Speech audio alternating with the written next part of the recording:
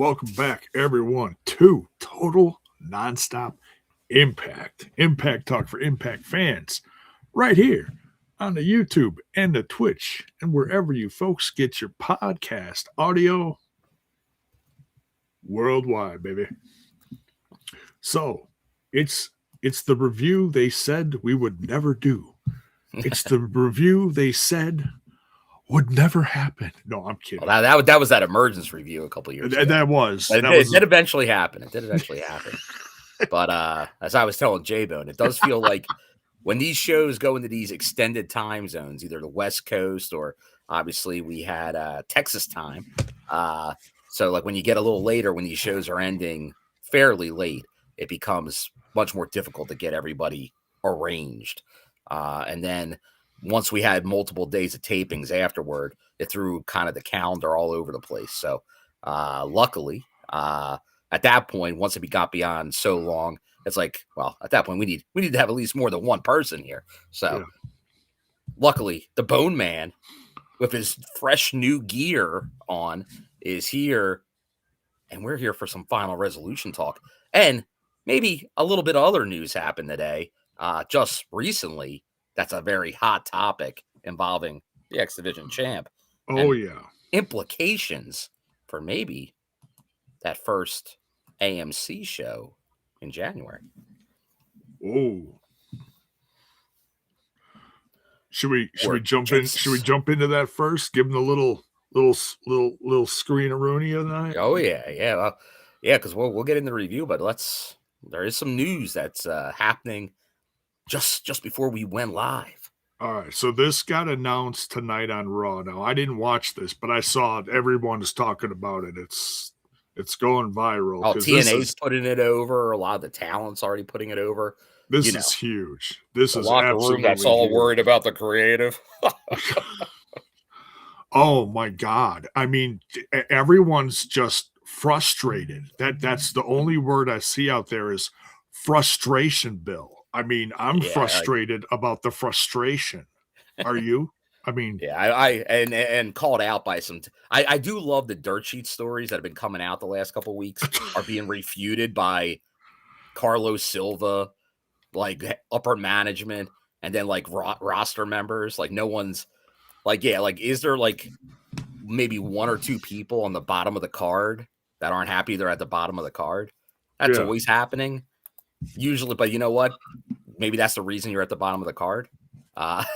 If you're loose lips with dirt sheets, that might be why you're on the bottom of the card.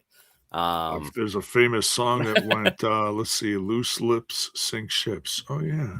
Yeah, they sink companies. You see it every Wednesday and Saturday. This is true.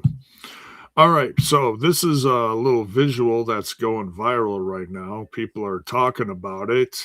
Oh, it is for the Saturday night's main event. That's this not Saturday, Bill. Not any Saturday night's main event, J-Bo. No, it's the title is John Cena's final match, and that's what the whole show is kind of based around. John Cena. You're telling me a lot of people are going to be watching this show, J-Bo. Oh yeah, this is going to be big stuff. This is big on the Peacock. This is a change of the times. It really is. It really is. And but yeah, we're excited that Dragon Lee and AJ Styles are going to be taking on Jevon Evans and Leon Slater of TNA. And it's not just tag team versus tag team. This is the first X Division champion ever versus the current X Division champion. Never happened before. And the former face of the company against who some might consider the youngest in charge face of the company right now, in Leon Slater. So yeah, and obviously you could take this and go, well, is that the start? Is this the storytelling that we've been waiting for? Like we saw from Slammiversary, him put over Leon at Slammiversary, the AJ return we were waiting for. Does this lead up to the match? the passing of the torch or one final run from the GOAT? It might happen. Yeah, it'd be great. Talk about doing a little bump for some ratings in to kick off this thing. But that's Oh yeah. do that for something at obviously on the premiere on AMC, or follow that up with something at Genesis. That's just the possibilities now. The buzz that's gonna as I believe pre-sale tickets go on sale tomorrow for all these events. Good timing.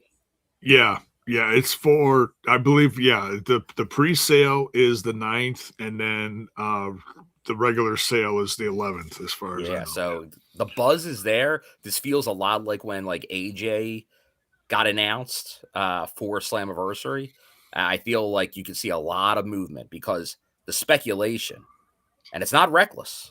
It feels like there's some more confirmed speculation, reading tea leaves here, than more of those pay for dirt sheets that are out there that are going to try to scoop each other with putting that out there. But, Oh, yeah. you know, we just look at what happens. That's our facts. We just sit back and laugh at them all.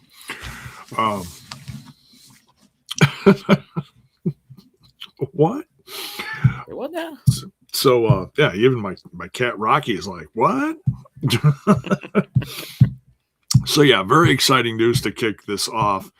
We always like to do, little news updates here and there, depending on what the main course of the evening is. Tonight, we are going to be reviewing Final Resolution from this past Friday night. But before we dive into that, Bill, why don't you let us know how your weekend in Texas was? Is there anything that stood out? I mean, obviously, we're not talking about spoilers here. We're just talking about your weekend in general down in Texas. Well, I'll say this, and I have confirmation from some other regular TNA fans that have gone to many shows that decided to do the El Paso loop this time around. Word for word responses I got. Final Resolution, best PLE of the year. Oh, The tapings, and this is after just even the first day of tapings. Best taping of the year. Wow. So just to let you know, and obviously it's not spoilers because it's all advertised, but you know there's a cage match, the return of the steel cage. Correct. There's obviously this upcoming Thursday, we're gonna have the knockouts dog collar match. They really loaded up the tapings, and it just seems like it was not really intentional. It just kind of happened from everything I heard. Like the storylines just played out that way as we're ending the year and leading to Genesis and the live debut, but a lot of stuff happening.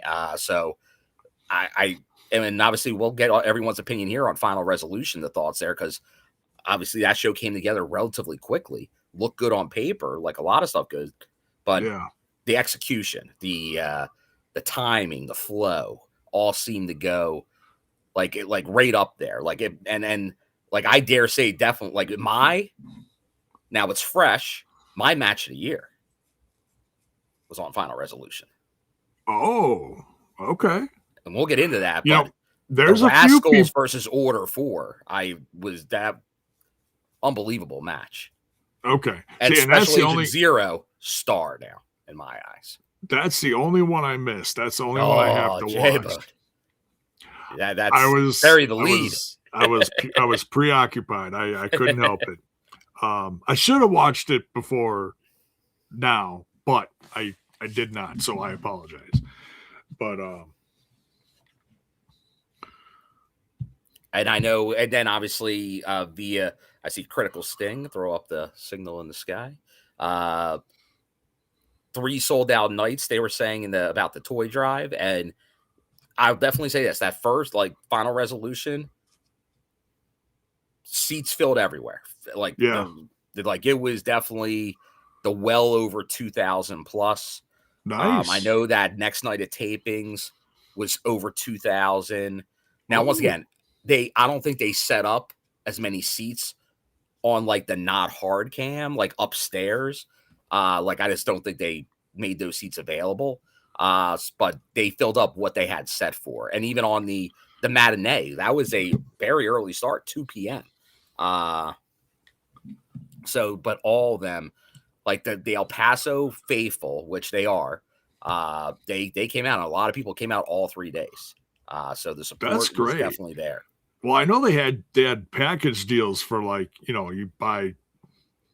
Oh yeah, they definitely did them, and then they did specials on stuff. Like if some people that may just came, maybe did it in matinee on Sunday. But yeah, a lot of different options. Which once again, that's very good. Like TNA and a lot of community oriented stuff. They obviously did the toy drive that Critical Sting was talking about. They did that's great. The stuff they were doing with the Elegant Elves and Santa and Mrs. Claus with the Children's Hospital, Project Hope. They did a lot of good stuff out there. So always like seeing the TNA community involvement, which definitely helps as you're hitting new towns, which is becoming a trend for TNA as they head into Albuquerque. Anytime you're connecting with the community, whether it's going to hospitals or if you got a couple people going to a few schools, talking about whatever, learning cursive. I don't know what they do. Anyways, what do they do in school these days, Jay? I don't know. If I could start over and be like, I know cursive. What? What's cursive? Yeah, it's just great to hear. It's that's good word of mouth stuff. It is. No, it's like the buzz is there, and it was just it was comical. Like kind of like seeing like the dirt sheets in the internet wrestling community, like go on like, like people's booking and creative, and like obviously seeing the TNA roster members and the staff, they're all like over the moon. Like everyone's like you can't see like a happier group of people than the people at TNA right now. Right. And from everything I heard from multiple people, the only ones that might be happier right now is AMC. AMC is wanting, like, they're already talking about how to incorporate TNA into even more of their content. Like they want to do more with them. Like they want more of TNA. Like they want to incorporate the synergy. It's there. Yeah. And it's gonna, bring back the Good Brothers, and they can host a bunch of, but you don't even need the Good Brothers. No. You have all the roster members that are there right now. I think they're going to. No, I'm just throwing that out there because I know that was the extent of what we got during the Access TV era, like Wrestle Week, like that. But then it kind of like you could see the slowdown of them promoting stuff like that. I think at that point they decided we're going to go to another network. Like you started hearing the leaks that they were looking for another network. What's more likely at this point in the TV landscape, getting Access TV on a bunch of more cable packages in more homes, or taking the show to another network? And that's obviously what they did, which was the right move. Critical Sting, I don't think he liked my idea about the Good Brothers. Well, they do keep reappearing now. Now they're in All Japan. It was just an example. Noah. Yeah. They're always hanging around. Yeah. We had a blast with them. But that's one thing we did. Final Resolution. We'll get into that because we did see a debuting tag team. We did.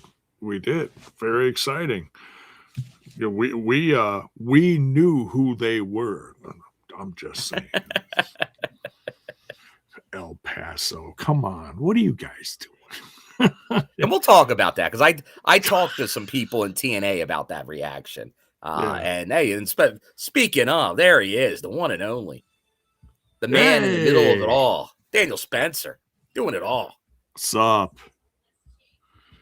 Now, is Daniel Spencer, is he back home already? Or is he still traveling? Because El Paso's Because I don't know if he went with the truck and the cage. Oh, Because I know the cage is going back to wherever like it's going, which I believe everything's in Nashville these days. yeah. So I don't know if you heard, Bill, but Santino after Santino after he was attacked, he cut a promo. I don't know if you saw it. I did. And he said that the cage, there's going to be a cage match. I think he said in 2 weeks. Yeah. It's not this week. It's the week Not after. this Thursday, but the following Thursday. Yeah. It's going to be Team TNA versus Team NXT. So Daniel Spencer's still traveling. I got to imagine, like if you're, and I don't know if he's like in the truck, but like that obviously is a hike. But even if you were flying, Louisville. Okay. Oh, so that's obviously very convenient for Daniel Spencer because Louisville is he's Mr. Louisville, OVW guy. Nice. So, well, safe travels to you. But yeah, like the joke was like, even like if you're flying out, like unless you're going to another town in Texas for the most part, there's almost nowhere to go direct. Like I luckily, because of the matinee, and it was fingers crossed, risky. I don't normally play these games, but I actually booked a flight to leave after the matinee show. So I had like a 7 p.m. flight out with a 2 p.m. bell time.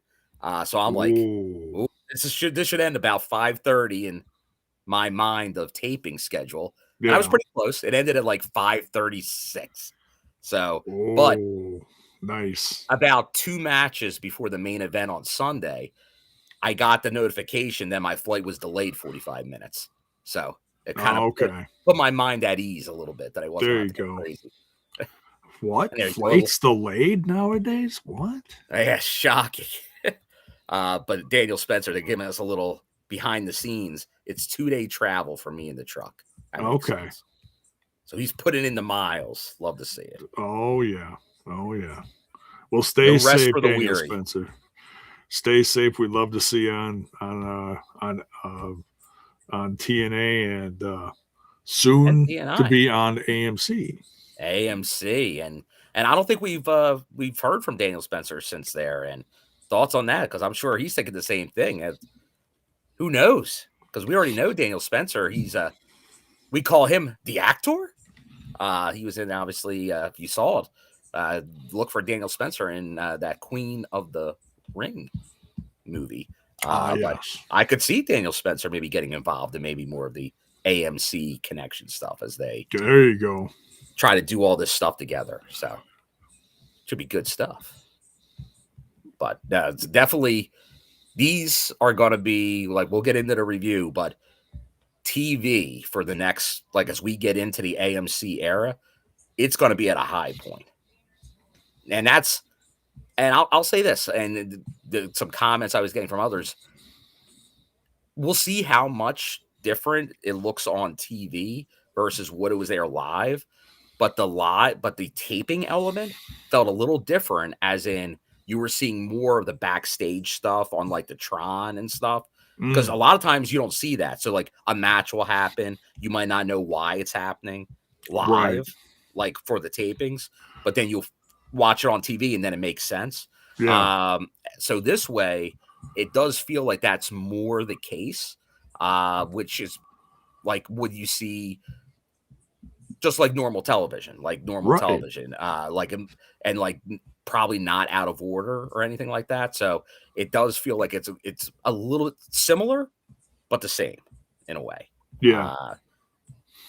But no, I don't know, a lot of good stuff. So definitely stay tuned for what's coming up, because starting with that dog collar match on Thursday, you have to be there to see it. Now that's Indy Hartwell and Luna, correct? Yes. Okay. Oh, that's love what they're doing with this. Like, we wanted the Danny Luna for a while push, but then we were saying it with Indy. Indy needed something to kind of go to another level, because she was such just like a baby face, but like a lot of people weren't like, oh, can she be the champion? Yeah. And I feel like this feud with Luna is getting her, like it's elevating her and going in these other directions. Good. Yeah. Absolutely. There we go. Big Walking Dead fan from the and I gotta imagine there's a lot of TNA Walking Dead fans. Nice. And I will admit, I will now because of this, because I was original Walking Dead, but then I got into the like once you went past the just the same thing like with Game of Thrones. Once you went past like the material from the comics and went in like other directions for TV, it lost me a little bit because obviously certain characters got eliminated that weren't eliminated. Mainly Carl. But and that was a tough one. I know. And I watched like a little of like the first Fear of Walking Dead, but I didn't get involved in a lot of the other spinoffs. But now it's about the brand there, Jevon.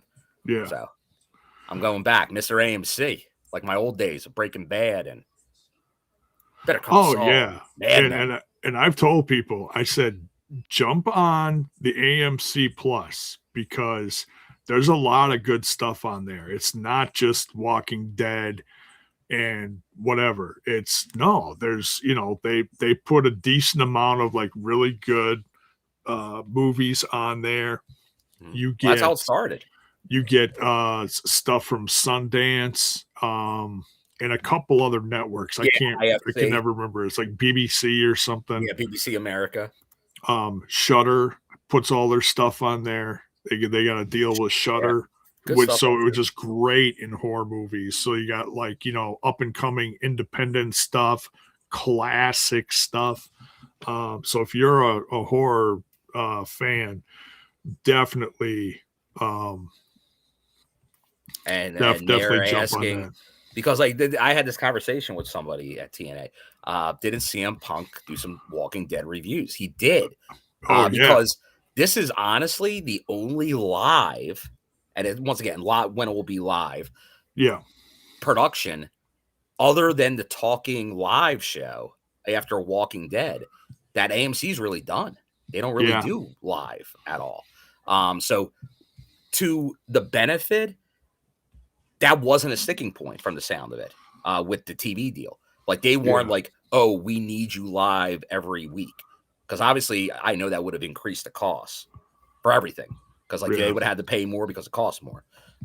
So I think you're going to see, once again, a little bit more live, but pretty similar to what we've been seeing, at least for the first half of the year, it sounds like. Yeah.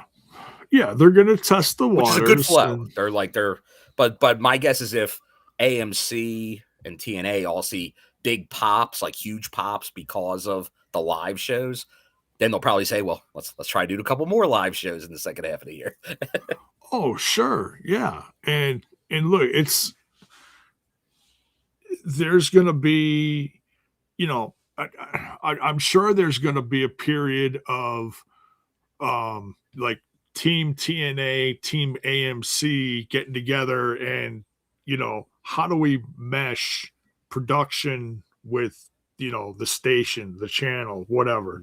Mm-hmm. There's going to be that whole conversation as well, which I got to imagine it's going to be from pretty early on because, like I said, they're doing Albuquerque with the Breaking Bad influence. That feels like that's not just a coincidence. Oh, yeah.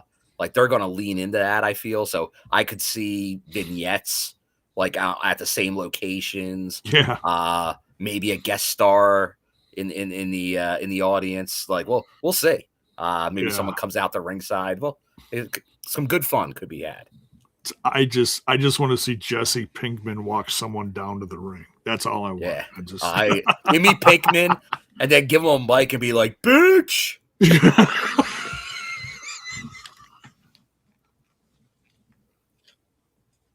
Oh, that would.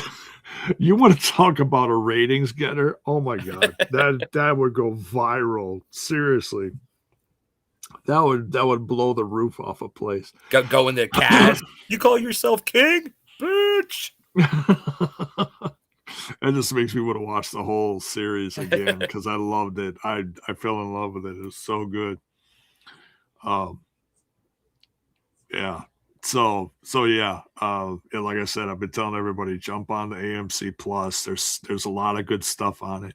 Yeah, it may not be as big as other stuff streaming services you've seen out there, but for a smaller one, it's really good. It's really good.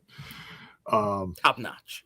Oh, Matthew here. You say yeah, IFC Films is also on there, and so yeah, ton of really good national and independent films. So or international, whatever. Um, yeah, and then speaking of horror movies, I gotta throw a cheap plug in here for what I'm wearing. Is this is from Cavity Colors. Thank you. I was trying to think of the company. Cavity Colors is the company. Cavity Colors, and they put out a recent bunch of merch that had to do with the Lost Boys, t-shirts, sweatshirts, and the back here. I'll do this. There you go. Bone Man down the aisle, down the catwalk. There you go. Were you able to see it okay? Oh, yeah. Okay. So sweet. Okay. So what it is it's a movie poster designed from the Monster Squad, but incorporated with the characters from the Lost Boys movie. Mm-hmm. And what's interesting is both came out the same summer. So so I love both movies. Lost Boys always be one of my favorites. Had to get it. So shout out to Cavity Colors for getting me this. This is awesome. Good stuff. All right. Anything else? I think that's about it. Okay. We'll get into some other stuff, but that's the big takeaways. But as we're talking about it, you know what? Just because it did go out, give a shout out to the TNA All-Stars from the last loop in El Paso. Very well earned for the two people we hear on every show. Our play-by-play man extraordinaire, Tom Hannafin, and our color commentator, Matthew Raywalt, the Drama King, named All-Stars, well-deserved. They even got their own T-shirt a little while back on the merch site. But definitely, because they, just like the days of the Professor, Mike Tenay, and Don West bringing it to you, that's always mattered over the years for TNA. So some love going out to the commentary team. And then another one who was finishing up with the company, one of Carlos Silva's people that were kind of helping him like every step of the way. Riley also got there, but looked like was always helping everybody out, kind of like to get these deals done. It's not just one person, it's a team effort. So a shout out there. So congrats to this Loop's All-Stars at TNA. There you go. So Mayor, you must have missed what I just did, because he's talking about wearing what I had shown on my Facebook. Well, I'll do a little share screen of Rooney. I'll show the picture, but that's what I have on right now. Hang on 1 second. I'll show you. It got distorted on the face botch. There we go. This is the sweatshirt. I'm wearing it right now. So this is the back. This is the back of the shirt. So that's what's on my back right now. So there you go. Very cool. All right. Just to erase the confusion. Can't have that. No, not on here. No. All wrestling is a state of confusion. Yeah. Like Phil Collins sings. Great song. Genesis era Phil Collins. That was the one with the Muppets, right? The puppets. Oh yeah, yeah. Reagan as a Muppet, that was great. Didn't they also have Gaddafi in there or something? I don't know. It was wild, wild And stuff. what else was wild? Final Resolution, J-Bone. Yes. Oh, you know what? There was a little TNA news that we should. There was. You got to go back a little bit. Uh-oh. But it was because I'm sure somebody will pick it up, but it's been confirmed by the source at the time that what was the event? But we obviously were going back to the Scott D'Amore era, where before Rhino came back, there was the masked man in Windsor that everyone believed was Rhino, who was still under his WWE contract. Okay. That did a gore. It was actually Scott D'Amore that did the gore. Oh, yeah, I remember that. Yeah. Yeah. So it was confirmed, because there was speculation that it was Rhino under a mask or it was somebody else, but it was Scott D'Amore confirmed it was him under the mask doing the gore. I thought we knew that. Oh, it was never official. It was never put out as fact. It was speculated at the time. But. Oh, wrestling speculation? What? Yeah. Well, once it's confirmed, we like to make sure we get it out there. There's never any speculation in wrestling. Never. No. You know what you could do? You could just be like, hey, since we know guys are on a paper appearance deal because they never announced them on contracts, let's just keep charging people to say they don't have contracts. Perfect. Might as well keep doing that. I'll get some clicks. Right. Come on. Be better. You people are all smarter than this. Oh, J-Bone, settle down. At least our TNI fam is. Of course. Don't forget to hit that like button. Ring that bell for notifications. Yes. Subscribe. Smash that like button, folks. And welcome to all our new subs. We've had a ton of new subs lately. Thank you for joining the family. Yeah, it was a big week last week. It was. A lot of content. I really feel like this AM's I feel like because and I say this with a wink that TNA has been so hard to find, and I'm using my quote fingers for those on audio too. Mm-hmm. Now all of a sudden there's going to be some old school fans that are going to be like, what? We can find it again? There will be. Not that it was that hard to find. There was a short era where it was tough to find, like the Pursuit era. But they were always making via Twitch, via YouTube, where you could find it if you made the effort. But now obviously a lot easier via traditional means. Oh yeah. I mean, AMC is a much bigger, more well-known network. Oh yeah. They've not been on a network this big since Spike TV. Oh, absolutely. Yeah. I'd say this is bigger than Spike. I would say, depending on because there was I'd have to look back, but it was a different era. It's tough to do apples.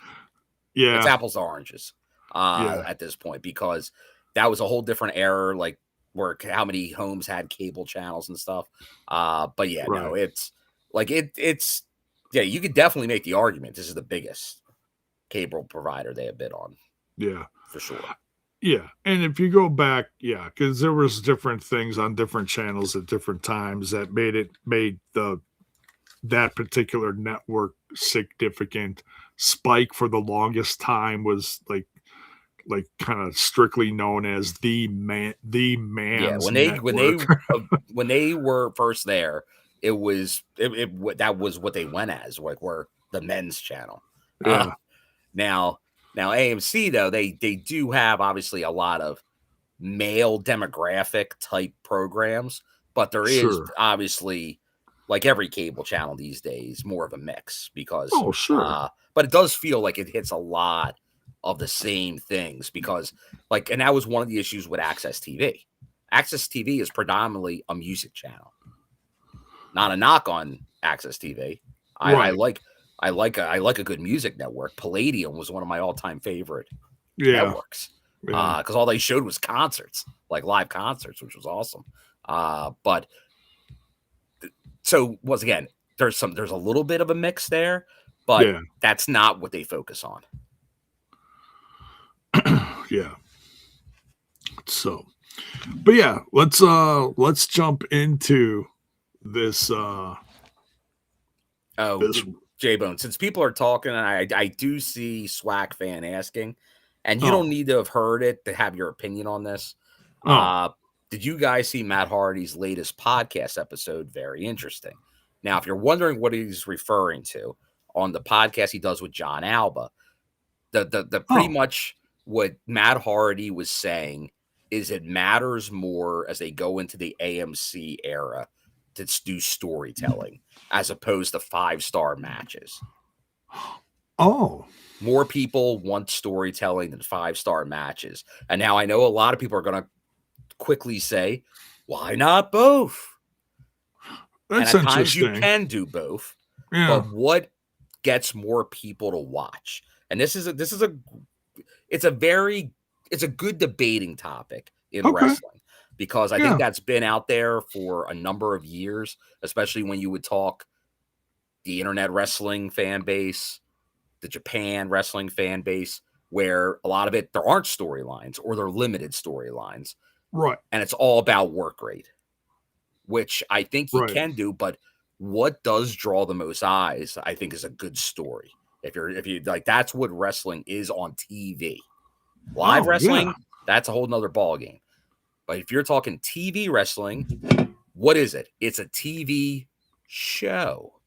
Right. That's what it is. It's a TV show. With wrestling. So that is the priority, the storytelling and the storylines.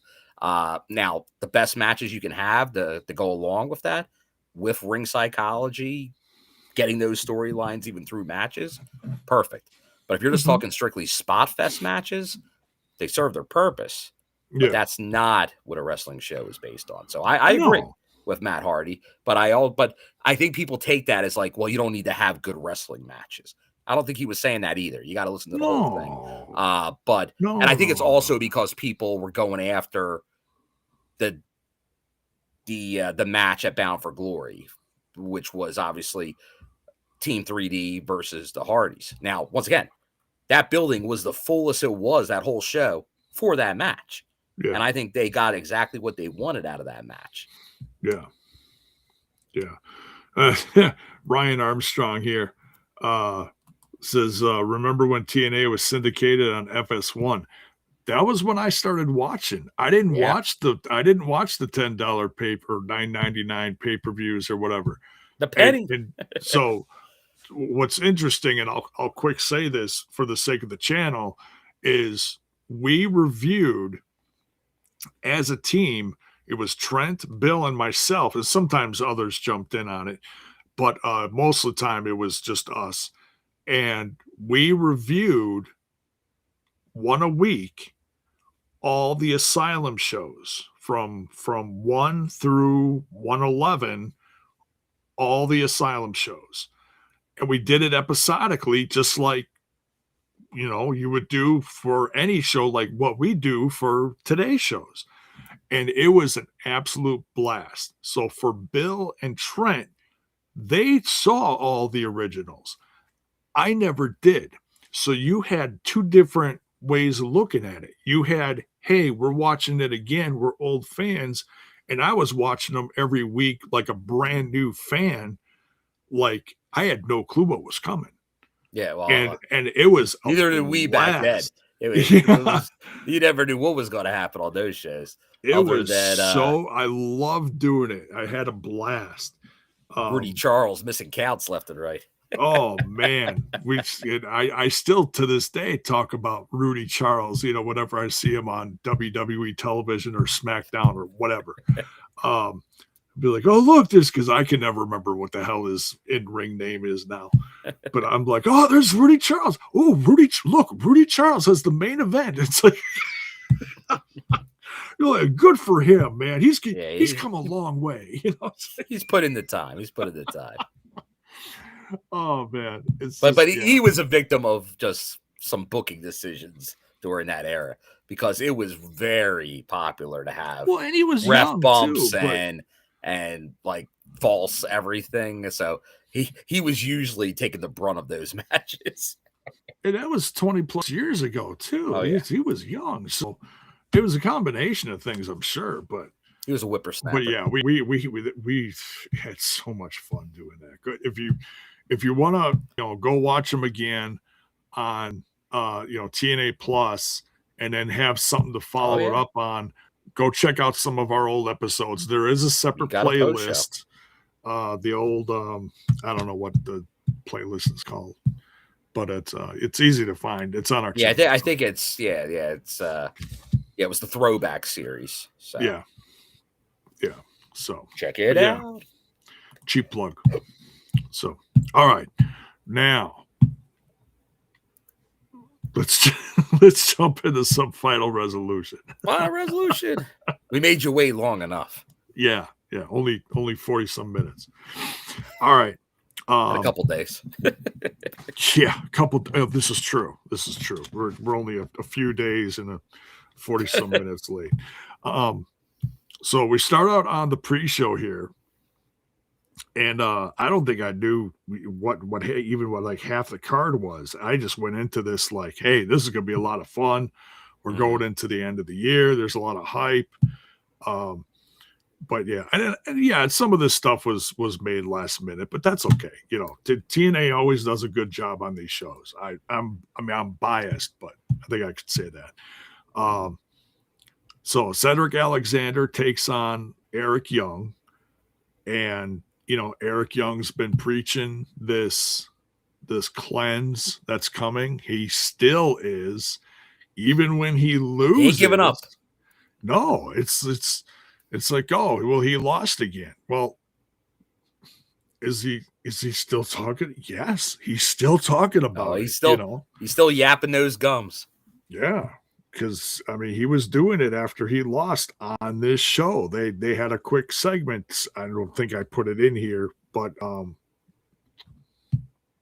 they showed him. Oh yeah, I did put it. Yeah, it was like right before one of the last matches of the night. Yeah. He cut a cleanse promo. Yep. So it's like, it's still coming, and it's coming. I'm here for it. We got nobody with signs. We got nobody with signs this time around, but he let us know. Oh, this is true. He's always had a sign guy out there. No sign guy. With a hood on. No cleanse sign guy. Mask on or something. Yeah, mask. Yeah. Something. A hooded mask, whatever. Mr. Cleanse. But yeah, good for Cedric Alexander getting another win. It feels like he's a little bit on a roll. He's building him up. Yeah. Yeah. He's building him up, which is good. Deserved, because at first he came in, but I like that. Now, once again, I'm gonna beat the horse. And now we don't beat the horses at TNA. We love the horses at TNA. I actually got a selfie with a horse. And I did. The one that we'll talk about later. For the match I didn't watch. I'm sorry. The horse that yeah, exactly. I'm like, what? Oh, everything happened in this one match that Jevon missed. But yeah, like it's the same thing. Like, I think Cedric Alexander is a great example of creative doing a good job, because he comes into the company, right? And what do most companies do? All right, new signing, winning streak, all this stuff, or build them up for like a couple weeks, lose, and then you never hear from them again. They did a good job of kind of elevating them right into the Ali storyline because of their connection. Ali comes out on top of that, but then he gets involved with stuff, and then he helps like kind of cement Leon Slater X Division title reign. But then they tag together. He starts getting involved in some other stuff. Now he's kind of like he did some stuff with the Hardys, and now you're seeing him like he's on like he didn't like Cedric is that good. He's like I think he's one of those guys like sort of how like everybody knew Nick Nemeth, Dolph Ziggler was always so good for so long. It felt like on a lesser scale because it goes from the Ring of Honor days to 205 Live. Cedric Alexander, the WWE, it was the same thing. Like that's a guy that's underutilized up there. And it felt like, well, what's he going to do in TNA? And I feel like they've kind of used him the right way to kind of get him more of a long-term booking angle out of this. Because once again, not everybody needs to have a title all the time, but it feels like he's now in that, I don't know if you want it, like, because I don't want to put it as like just say upper mid card, but it's almost like he can fight for the X Division title. He can be in a main event. Like it's a good spot he's in right now. Yeah. As long as he's in something with some kind of purpose, it's going to help him in the long run. Yeah. So yeah, like I said, big win for Cedric Alexander. But it doesn't hurt Eric Young. Eric Young is still talking his stuff. Now this next one is very interesting. So the system on social media said that they're very proud of JDC getting his championship opportunity, but they wanted to be involved in Final Resolution as well. So they put out an open challenge. They're like, we'll show up, and if there's a team of 3 out there, go ahead and show up and try to prove yourself against the system. So that's what happened. So the system shows up. They put out the open challenge. Yeah. And they're looking for the JDC replacement. That too. Yeah. So this kind of ties in with that. So it's it's kind of a proving ground in a sense. Yeah. So this is out of nowhere. Very interesting. We get C.W. Anderson, ECW legend, C.W. Anderson, Brock Anderson, Arn Anderson's son, the Andersons. Yeah. Who have recently been an MLW tag fixture. Yeah. They were like literally in one of the last big shows. It was the one where Killer Cross took on Matt Riddle. It was the match right before that, I think, or something to that effect. Because I watched a little bit of that. So yeah, that was interesting. And also, okay, so then the third member of that team was Bear Bronson, formerly of AEW, one half of what was the name of the team? I forget the name of their team. Like was Bear in the it was Bear something. Yeah. Bear Country. Bear Necessities. No. I think it was like Bear Country or something like that. Something like that. Yeah, whatever it was. One half of the former tag team of AEW. And then I'm doing the live reaction the other day, and I'm like, whatever happened, because it's like all of a sudden they were free. Okay, it was Bear Country. Thanks, Critical Sting. All of a sudden I'm like, whatever happened, this is the first I'm seeing because I didn't follow what they were doing in the indies or whatever. Well, apparently Bear Boulder got in trouble with the law or something. I don't know what the details were, but it's good to see Bear Bronson, because sadly, and we kind of saw this happen too with like Jake Christ, during like he got hurt through his brother's actions and he got hurt through his partner's actions. And like you hate to see that, but like that's the trouble where like creatively you're linked to somebody. Right. So if something happens, you kind of go down together, which sucks. But then you kind of got to restart. We've seen it all through history. How many times You know, we have one of the best tag teams in all of wrestling history in this company right now. We have the Hardys. Hmm. And how many times in history has Matt had to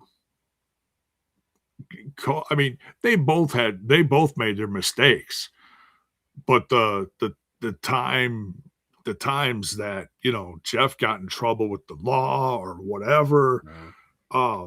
how many times did Matt have to deal with that, whether as a singles competitor or as a tag team, I'm Yep. sure it's, frustrating. So it's like, yeah, so he's seen that. It's happened to all sorts of tag teams throughout history. Someone gets in trouble, goes down for something, the other person is left. Well, now what? Yeah. Yeah. Yeah. Do you find a new partner? Do you do a storyline? Or do you go into wrestling obscurity? Yeah. You got to Like sit on the they're all sideline for a possibilities. Yeah. while. Put you on ice. But like a guy like like Bear here, like he put in the work. Like he went to the Indies. He obviously did a lot on there. Like he did death matches. Like I saw him a couple weeks ago on the Revolver on Sammy's show, main eventing with Mm. Cruel or Mads Kroger from MLW, Mads Kruger from MLW, and like Oh, he won that in like a light tube death match. So he can kind of do what you need him to do. He can work your regular match, a brawler type match, or a death match if needed. okay. But like that's like he was putting in the work to get an opportunity. And we also got to mention he's a student of Brian Myers. Well, there you He comes go. from that school. That's a great connection to have because Brian Myers is part of the system. He is part of the system, and he is the So, most professional wrestler. what did you think about this team when they came out? I was surprised, but then I like it because I do like the like I obviously I go back to ECW with CW, so always good to see CW. And then I do like it is. I know someone said it in the chat. Like Brock Anderson really does have even his father's mannerisms, Mm, which is something to see. I'll be interested to see if somehow because I know MLW was starting to get Arn involved with the mm. Andersons tag team. That'd be very interesting to see if Arn Anderson showed up because we've had a lot of. I got to look back. Critical Sting. Can you? Has Arn Anderson ever showed up in TNA? Oh, Because he was mainly WWE affiliated the whole time. Um, and then I know he did an AEW run with Brock over there, but I feel like that yeah. never coincided. He Um, he well he backed up Cody Rhodes for a while too. yeah, Yeah. but yeah, I feel like, but now that leaves open that thing, and just looking at the roster with the Andersons, and you have Tessa on the roster too. Could Uh, you do something there? Could you connect those dots at some point? It's interesting. It allows for yeah. some wrestling history lineage to possibly get involved. Well, I know. I'm trying to think. What was that? The pay-per-view that the Bucks and Cody put on before AEW's existence. Oh yeah. Um, Well, and that they was the had that, first All In, right? right, and they had the Fatal Four-Way with the ladies, which Tessa was on there, and I think Tully walked her down to the ring for that. But besides that, I don't think Tully ever made an appearance in TNA, did he? Did Who? maybe he sat at ringside for one of her matches, like in her first Yes. run? Yes. Okay. All right. So there's that piece. And Lex Luger made a few appearances in the Asylum days. Ric Flair, of course, did a run Hmm. in TNA in the Hogan era. Um, but yeah, hey, let's get the last horseman in there. Why not? It does feel like that should be something that like like a little connection there. Would be cool to see. So I'd be down for it. Now, Critical Sting says Tully was there for Gail's second retirement match. Okay, yeah. That was when Gail put over Tessa, and that kind of really started her first push. Yeah, to push all the way to the world title.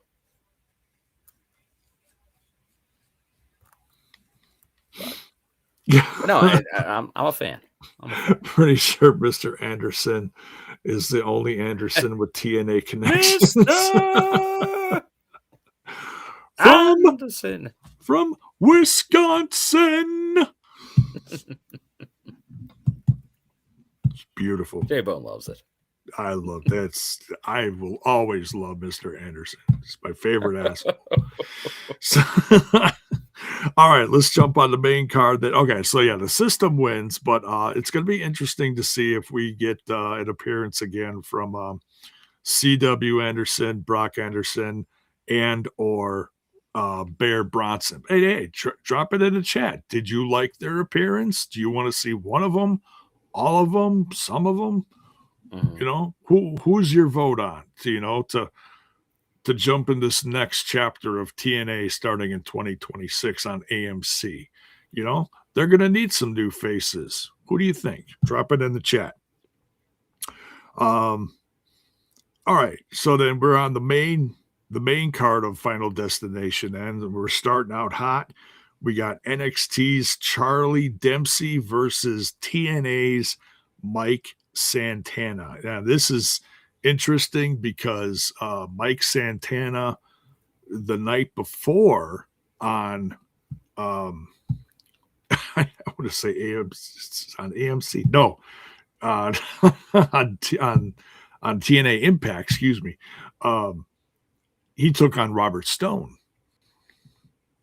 and made short work of him. Not for long. Yeah, how it always should be with Robert Stone. Yeah, short work. But look what he got in the end. He didn't turn out to be a too bad a shape. Not bad. And we can get to that later if you want. But yeah, so Mike Santana is going to take care of this group one by one. And next on the list was Charlie Dempsey. So that's what started out Final Destination. What did you think of this? I liked it. Obviously, Charlie Dempsey, some might think is Regal Jr., who we obviously are familiar with from previous TNA broadcasts where we saw him in his group. Yes. Get some now. He obviously had some more offense than we saw previously from Robert Stone. But Mike Santana still looks very strong in this win to kick it off. Yeah. He's had enough of these NXT outlaws. Oh, yeah. Enough of that. Ain't nobody got time for that. So Mike Santana gets a significant win here. He is on a roll. So he's we'll say he's a little sidetracked off the, championship buzz right now.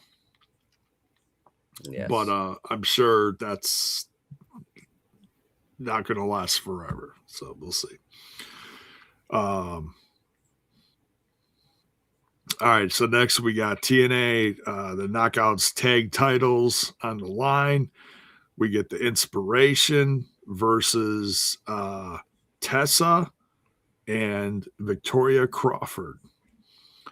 I thoroughly enjoyed this one. I'm really digging Tessa and Victoria. The more I see Tessa and Victoria Crawford together, I like them. I feel like their attitudes are kind of in sync. They're both sassy, They both have a lot of charisma. And Victoria Crawford's still great in the ring, She's in great shape. I'm with you, J-Bone. Now I'm a big fan. I thought we could see new champs, because obviously we've seen the connection with Tessa and Victoria for a while now. and it feels like that could be like the first belt that Tessa gets back. It could be that tag knockouts tag belt. But the inspiration are still inspiring after this. Yeah. And it feels like obviously they're good chance they're going to be holding this belt through the AMC debut. Yeah. But I could still see this team taking the belts from them. But like El Paso, that's very much Blanchard country. So I felt like that could be a one where we see the titles change hands in that environment. But I'll say this: maybe they win if it wasn't for Robert Stone. Oh, that's right. He was out there with them. Yeah, he's managing them, which is an interesting thing. An NXT guy managing a TNA tag team. That's very interesting. I don't know. That we haven't really seen that type of angle used. Although we did see a connection previously with him and them. So since he's there, but it is interesting. But yet that did not help them win in this case. Yeah. I think Jess, like if we had Jesse Goddard's managing them, they probably would have won. Oh, since he was the talent in the bromance. Oh, that's hurtful. It's true, but oh yeah, so, we can't forget Ash on commentary.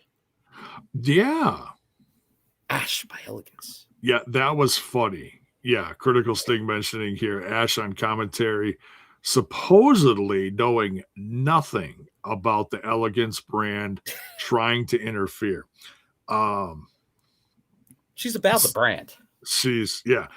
And honestly, when she was on commentary, she was very, dare I say, out of character. Mm-hmm. She seemed like just Ash, you know? Mm-hmm.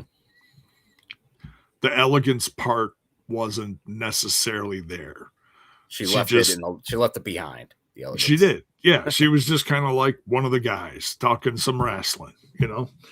So, but, yeah, I liked her on commentary. I thought she was great. I think it's great to get, her point of view, especially in these knockouts matches. I welcome it, you know? Mm-hmm.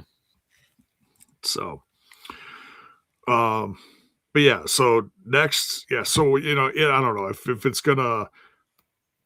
if that means that this is gonna end up maybe at Genesis will be like a triple threat, maybe to incorporate more teams or more, who knows? But Inspiration, Tessa and Victoria, and then Team Elegance, who knows?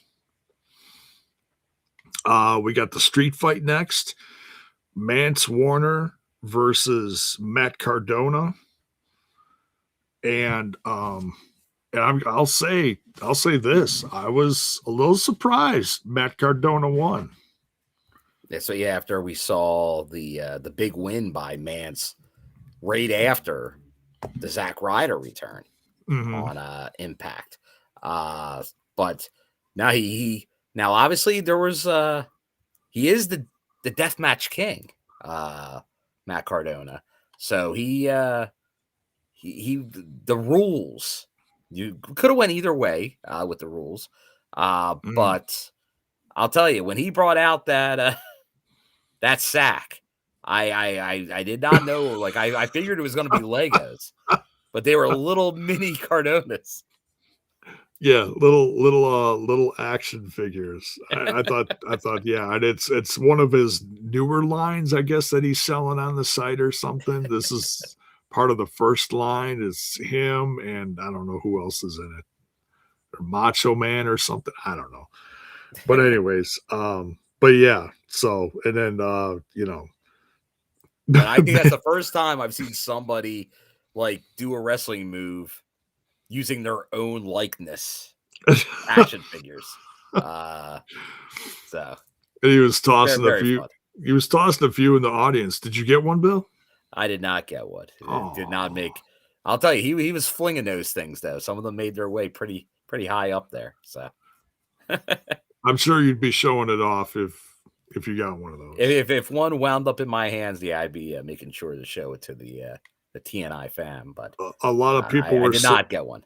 A lot of people were saying on the live reaction that he was probably going to sell those on his whatnot page. That's my guess. It was a matched use action figure. I mean, the big stuff. That's just a riot. Yeah, this one's got real blood on it. Whose blood? We don't know. No, I'm just kidding. I don't know. But yeah, cheap plug. Go check out his action figures. But yeah, Matt Cardona gets the win. I don't think it necessarily hurts Mance Warner. I think he's he hasn't done too much of significance since joining the TNA brand, I feel like, but I know what he's done in the past and I know what he's capable of, so I'm not too worried. Mm-hmm. It's just giving him the opportunities and giving him the chance. And I know you give him the ball and he's going to roll with it. Oh, yeah. He's going to run with it. But yeah. And this was significant because, Matt Cardona, when one of his runs with TNA in the last couple of years, he came in with Steph DeLander. So that's yeah. So yeah, the Steph factor. Yeah. So TNA Knockouts title was next. Lei Ying Lee versus her own. I think it was the international title next. Was it? I think so. Oh, it was. My bad. I skipped ahead. My bad. Yeah, TNA international title. Steve Macklin defending against Stax. NXT's Stax. Part of that outlaw group. Outlaws. They need some kind of name. I think you're going to get a name. You think so? Yeah.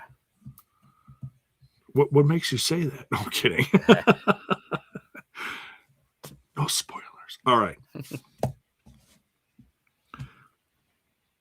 You think we're also going to get a T-shirt out of that? There might be a T-shirt. Wouldn't shock me. All right. As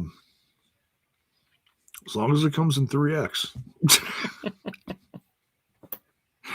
All right. Steve Macklin defending against Kid show. Stax. I also have to say Stax came down to the ring with the one, the only Lexus King. Yeah, Lexus King doing his best. Someone said in the chat. Oh, Michael P.S. Hayes imitation. Which I thought was a riot. I'm like, he's living the cowboy rock star life. I'm like, where did he get? Oh, okay, he's got a cowboy hat. Okay, I can kind of see it. I'm like, there's no way Lexus King has that kind of swagger, but yeah, okay, we'll let that one go. I can kind of see it. But yeah, I got a chuckle out of that. But yeah, this one had a shocking ending. I don't think shocking. I was stunned, Jevon. I'm sure you were. My mouth hit the floor, came back up, smacked me right in the face. Live on camera. You can go look at it. No. Okay, what? But the second it happened, it took a couple seconds to hit me. Yeah, but once you see, once it happens, then you're like, I think I see where this could go. I see it. Yeah. I see where this is going. This all has, and I know there were so many people just fuming in the chat, fuming. I mean, the chat was just on fire. And I'm like, I get it, because this is all going to play into the storyline with Ariana Grace and her dad, Santino Marella. And Stax is going to have a championship in TNA now. Could you imagine the future son-in-law? The conversations being had this holiday season in the Santino Marella household? Oh, I want to be a fly on the wall. A lot of son of my guns being thrown around. You gonna let that son of my gun in my house on a Christmas Eve? Not my house. Not my house. You take that belt off. You leave it in the damn car.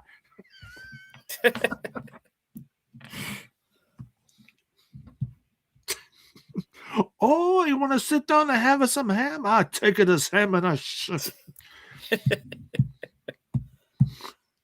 it's gonna be priceless. So yeah, and when I said that, we need like a very Marella Christmas. A very Marella Christmas. You see Stax and Ariana driving up. Oh my God. There's my little princess. Oh, that son of a gun. Oh, that son of a gun. You brought to that son of a gun. Could you please pass the carrots? Oh, I'll pass the carrots, you son of a gun. I will be the liaison at this family dinner.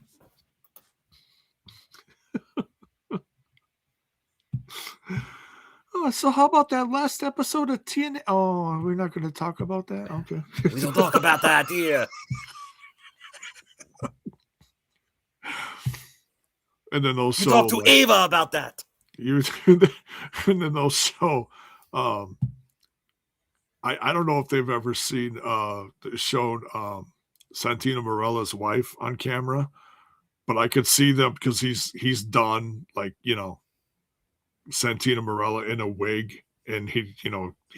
Done that before. A return to Santina? Yeah, it'd be like the return. Yeah, Santina will be at the Christmas party, and then they'll do a version of a Santino as Mrs. Marella, and and she'll be like, "What's happening? I don't get it." It's oh, Mom doesn't watch the show, Dad. It's like, that could be the case. And then he'd be all pissed off at her. What do you mean you're not watching my show? You're not watching my show? You're not watching the TNA on the AMC? Oh, no pumpkin pie for you. Oh, man. I'm going to die if they do. But anyways, where were we? Oh, yeah. Macklin and I can't. Macklin versus Stax. All right. Straight face. What'd you think of the match? Once again, it was, obviously we know how surprising the results were, but you know what? Like, you knew when you saw King at ringside, he was going to play a factor, and this feels like this has been happening to Macklin this whole time. Like, Macklin never has like any support from anybody on the outside. Like, it's always him against the world, and they were obviously able to like that cane, man. It came into play, and that's been the definitely the secret weapon of these guys from NXT is they get this little advantage But yeah, you get that at the end there. That turns the tide. When he hit him with that, I'm like, there's gonna be a new champ. It's gonna be a new champ. Stacks is gonna win a belt in TNA, and it happened. Like I said, they'll always surprise you. That felt like, all right. I see why they're giving Stacks a title shot, but it's gonna be easy win for Macklin here. But no, like it's just when you think you know what's happening, they get up and they turn it for you. And honestly, I think that's part of the reason. Like, and then obviously, cheap hack dirt sheets will kind of ride that wave, but that's in my mind. Like, and then you can be like, well, if it's not what I'm expecting, that's bad creative. If they're not booking to my liking, it's bad creative. Well, a lot of time you have to see how things play out. Like, you got to look at it like you got to see after the fact. Like, did that make sense? Did it play out right? To know how good the decisions were in doing it. But I think they take the risks that a lot of other companies don't. They'll kind of throw that out there, and I think obviously you're right. Like like we saw with Stacks, they're playing into this angle, the Santino Morello family angle. So we'll see how it all plays out. But that could be great storytelling. Yeah. Yeah. And they could do it with some comedy, like we said. And I'm okay with that. And honestly, just like we saw with Santana, Macklin's the perfect guy to be like, I got screwed over, and now I'm just a hungrier dog to get what I want. To be even more over. Yeah. Yeah. And don't be surprised if he starts I mean, just go whack people upside the head backstage. He could certainly go back after that title, and he could be like, 3-time champ. That's his belt. Or he could go for something bigger. Who knows? Good. People. Maybe he starts showing up on NXT and causing problems. Oh, I'd love that. Just become like. Because I see a lot of similarities in his attitude between like him and like Stone Cold, and start just doing like Stone Cold things on NXT. Oh yeah, just pissing people off, jumping in on stuff. So there's a lot of different ways they can go. Go for it. Let's go for it. Let's go for a big Macklin build. Yeah. Go crazy with it, especially jumping in on this new AMC thing. He's going to be one of the flag bearers. Mm-hmm. I'm a firm believer in that. I'm not believing anything about he's got a contract for all. I'm not buying that. I mean, he may. That's fine, but people are like, he's gone. It's like, really? It's like, he's been one of the biggest supporters of the show this last few years. So, but okay. So now there's the TNA Knockouts title match. Laying lead defending against her own tag team partner, which is interesting. Zaya Brookside. And this is more of I think an exhibition than this isn't something that was like rumors like they might break up, rumors about a rivalry. No, this is two knockouts. So excited about this opportunity for both of them to be featured like this, and yeah. Zaya Brookside, sure, she's going to go for the championship, absolutely, but this isn't going to like affect their tag team relationship. No. It's a wrestling exhibition. Yeah.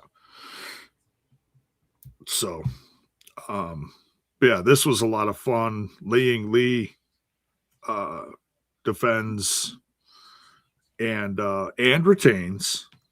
And they get this opportunity to shine. What'd you think of this? Now the Angel Warriors, they were able to put on a show here. Definitely good back and forth, a lot of respect shown.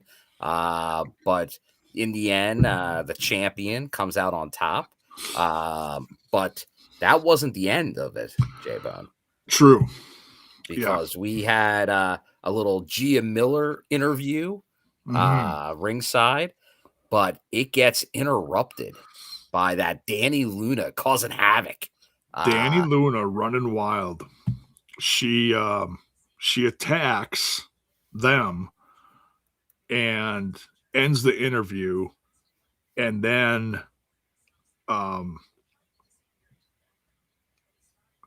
Indy Hartwell runs down and attacks Luna, to I don't know if it was more to come to the defense of the Angel Warriors or if it was just to go after Danny Luna.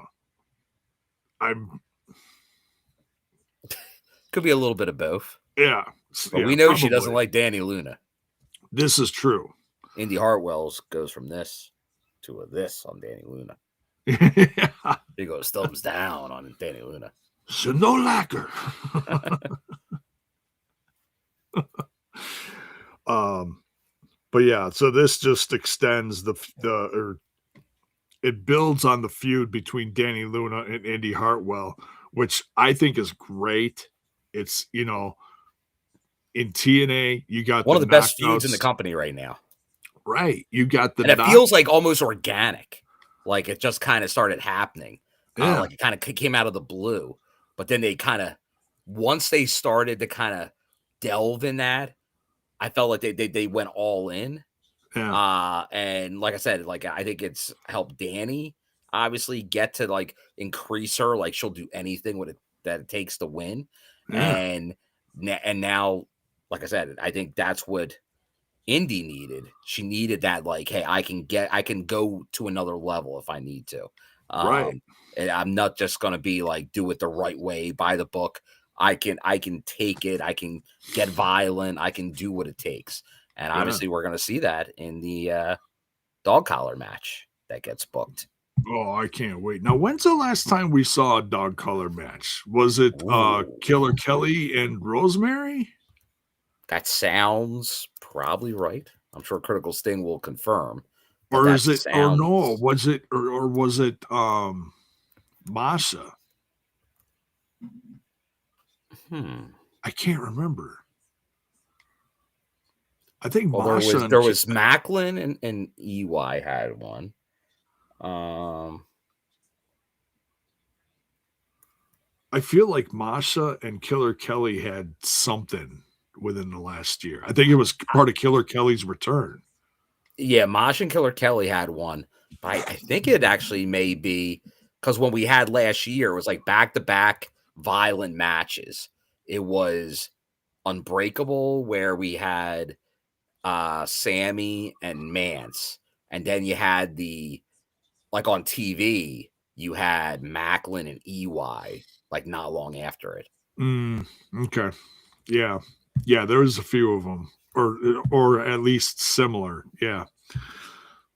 So, but that's fine. It's one of those rare ones that doesn't get used a ton. So, I mean, you can always do a tables match. You can always do a chairs match or whatever. There's gimmick matches out there that get used a lot more than others. So, dog collar feels a little more old school. Oh, okay. They're saying that was a chain match between Killer Kelly and Masha. That's possible. Okay. So yeah, and similar. Whatever. So, but yeah, very excited about the Danny Luna, Indy Hartwell match that's coming up. And, it may turn into one of those things that whoever wins might be the next contender, number one contender for the Knockouts title. Who knows? Bill probably knows, but he ain't going to say. I know nothing. He knows nothing. I know nothing. But yeah, great match between Zaya and Ling Li. So Ling Li defends successfully. Now we go on to the match that I am guilty of not watching. A Okay, must watch, Jevon. it's You got the app. that's Go all on. I'm hearing is that it is a must watch match. Possibly, some are saying best match of the event. You even said better than that. Yeah, Bill. it's a match of the year contender. Ooh, It's that's that pretty good. good. It's that good. It's and that's why, like, I know there's some. And let us know what you overall thought of Final Resolution, and maybe I'm grading it, I'm curving it up a little bit because of this match, but it like that's like that, and like I thought it'd be a good match, Yeah, but I like it was a hell of a match. Like it was, and like I think it was just what we got. Like we got, and obviously we know how good the Rascals are, but they were top of their game. But obviously it was Order 4 and the Special Agent Zero that really kind of came out and went nuts in this match. yeah. Critical Sting just adding on to the Bone Man here. Missing this match out of all of them is crazy work. I'm sorry. I was preoccupied. I am sorry. Hey, it's not like I fell asleep or something. J-Bo's going to wind up seeing this match randomly in like the next week and then be like, I got to go live and talk about this match. It was so good. Right. I finally saw it. And here's what it is that good. Bill was right. Oh my God. I gotta call Bill. Bill. I need a Special Agent Zero t-shirt stat. So you touched on this earlier. You think he was a standout in this match? By far. Like everybody was good in this match. Yeah. But Special Agent Zero, like that was a star-making performance. Okay. If they capitalized right on what he did, that they could have themselves a star.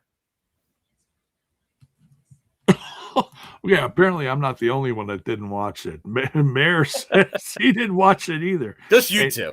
And I am not going to judge Mayor for not watching it. You know, I'm sure he's not going to be like, "Oh, it was a bathroom break match." No, I'm sure he's not going to say that, although he may. I don't know, but it was like one of those ones that was, it was made kind of last minute. So maybe that's how some treated this, but it sounds like it was a lot of fun. Like we even got an appearance from Elijah out of this. What happened, Bill? Oh well, you get all right. This is, and there's so much. There's a lot of things going on in this match. Like obviously you have all the in-ring stuff and the spots galore. But yeah, as we come to the close on this match. Okay, so this wasn't like the start. Okay, because like the photos I saw, I felt like this was like how the match started, and this is how like Ali gets dragged out there. It's not the last moment of the match, but it's in the last. It's in the final throes of the match. Okay. Because he like Elijah comes out of the back, like out of kind of nowhere. But it was more where like Ali had kind of made himself like he was scampering all around the arena. And then Elijah ties Ali to the back of the horse and drags him out of the arena. But then obviously you have the action going on in the ring. Well, actually on the apron. Then Trey hits Hotch with a like he does that the power slide destroyer. The slide. Yeah, where he slides spinning through DDT, to the outside, whatever. Yeah, and does a destroyer on the outside. That's what it is. Yeah. Yeah, like because Ali was running away, and Elijah made sure to get him with Joey the horse. But that was the lasso in El Paso. There you go. Put it on a shirt. But no, this had everything. This match. But like I said, a lot of really good spots. And and this was like serious Special Agent Zero. Like he wasn't wearing the cutoff sleeve suit. He was wearing trunks, like he was wearing wrestling gear. Okay. So he was here the not mess around with the Rascals, and the way he did it, it was very good. Okay. And yeah, like and when do you see someone drug away by a horse and like that gets TNA chance. TNA. Right. Hit Skylar with the kitchen sink. You can almost imagine them actually a literal kitchen sink. They did not hit him with a literal, but that's what I was thinking of. But when you have all four Rascals in there, the possibilities on the maneuvers are there, and those guys all know each other so well. This, like I said, sure. If there's a match, like I said, that I'm guessing there's going to be the pretty soon, probably the email that comes out for like the end of year awards that they do. Yeah. And I'm sure match of the year will be a category. This will definitely be on there, and this will be my vote for match of the year. Nice. Because it had a little bit of everything. Like it had the spots, it had a storyline, it had something crazy like the horse. Like it had a little bit of everything. Yeah. Look. Oh, there you go. Sting giving you a whole rundown. Nice. Meteora, Swanton, Spiral Tap, 450 in rapid succession. Yeah, they went nuts. It was just like it was spot fest right there. And then Swag fan talking about how about Agent Zero with the suicide dive. That was crazy. Like there was nuts stuff going on in this match. Wow. That's a big guy to do a tope suicide. That is a big guy. And like we were talking about, like even there, like the whole thing, like how has Special Agent Zero not been a guy before in this business? Like now, obviously, it seems probably this last handful of years, sadly, was probably due to age, because I think he's like about my age, like he's like 43, 44 or something like that. Oh, really? So that's, but like you look at him, and obviously he's always been that tall. He's a big guy, but I think he's gotten even since seeing him as Bill Trudeau at the Border Brawl, he's even in better shape since then. Okay. But that's a guy that you can tell is putting in the work.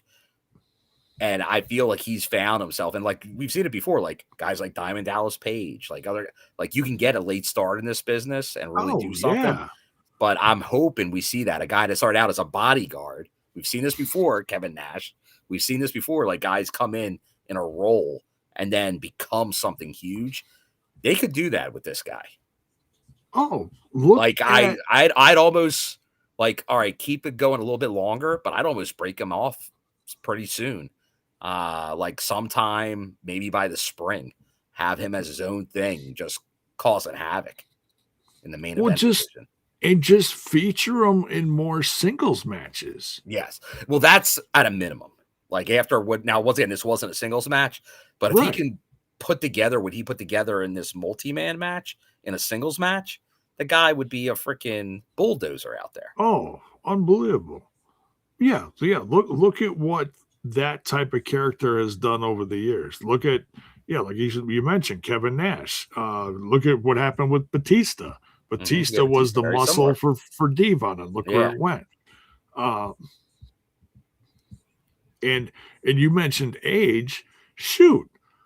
Honestly, look at where Damian Priest is now. Oh, yeah. Look at I remember seeing Punishment Martinez on the Indies and in Ring of Honor. And then, and that was the thing kind of holding him back until he got his opportunity. So that's the thing. Like, you can still have a very good run. But now it feels like if that's not, like, you see this match and go, yeah, we got to start putting some more behind this guy right now. And I know they know it. Like, I know they know it. They saw what I saw. So I think you're going to see it happen. Look at I just had another. LA Knight. LA Knight is the perfect example. We talked about him a lot when he was in TNA, and then he went on and did some other stuff. Drake. Yeah, Eli Drake. Yeah. And that's I've been doing it for years. We talk about TNI. That's where I got it for years ago. That's because I love him. It's great. So that's no new thing. And he's been in the industry almost as long as John Cena, and it just took, well, where did this guy come from? Shoot. You look at LA Knight's career and who he's wrestled with, and who backed him as a manager. I don't know if people know that story. He had Paul Bear as a manager, and it was in the old NWA, I think. I believe so. Yeah, for years. In fact, it was right before his passing, but it was all done on kind of like the indie level. But yeah, it's just like, I don't care how old he is. If he deserves it, push it. And there's something, because like we all knew, like he won the main title when he was at TNA or Global Force at the time, but still the same company. You're right. But like, so he did, like, so they knew what it was. But yeah, then he kind of went NWA, was like a tag guy with James Storm, like somehow NWA like didn't even push him to the moon.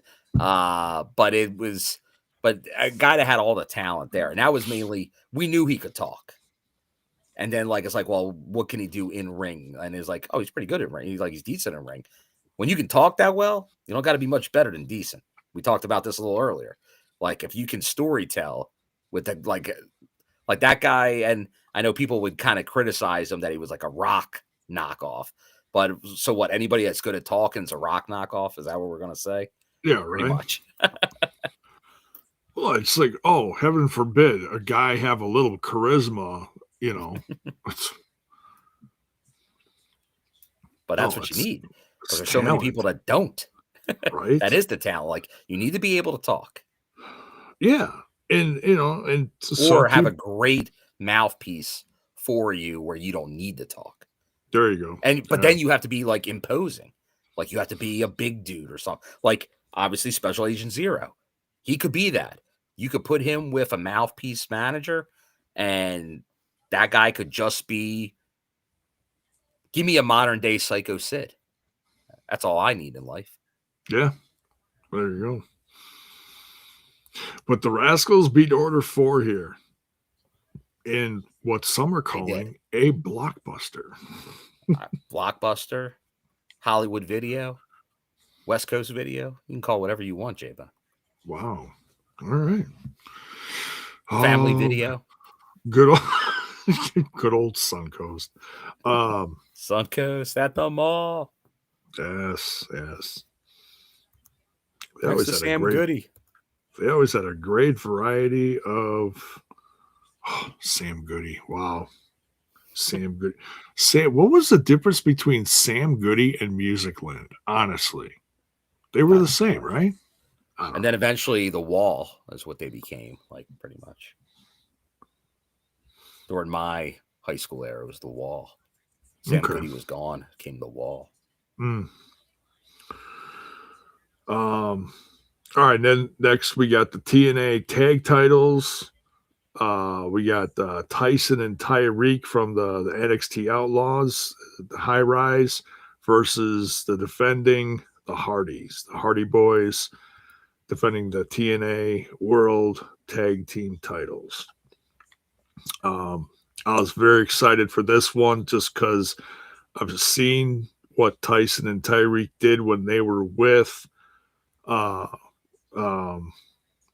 Now, before the match begins, though, we get the screen flashing, "The gods walk among mortals." Oh, yeah. And so, and that also happened, and I don't know if you saw this, but at the very end of the countdown, Yes, there was a brief. yeah, they showed a girl in the girl with the white hood, the cloak, and then they showed people around a table all in Yeah, white doing something. I don't know, some kind of psychedelic, whatever. But it was all real brief for a second, yeah, and it very was like, brief, very brief. and I was like, I was clueless. I was like, I have no clue what that was until You're people in the Alicia chat Silverstone, as if. and people in the chat were saying, "Oh, that's the righteous," and I was like, "Oh, okay." So, and I know Oh, who that is. So, Jevon knows. I know that I wasn't too like I know who they are, but I wasn't aware of their gimmick. As far as what they did on the Indies or wherever. I guess they had a match or two in the current Ring of Honor. Yes. And Well, yeah, I think they had a match with the Hardys on AEW. It could be. They cross paths over there. Yeah.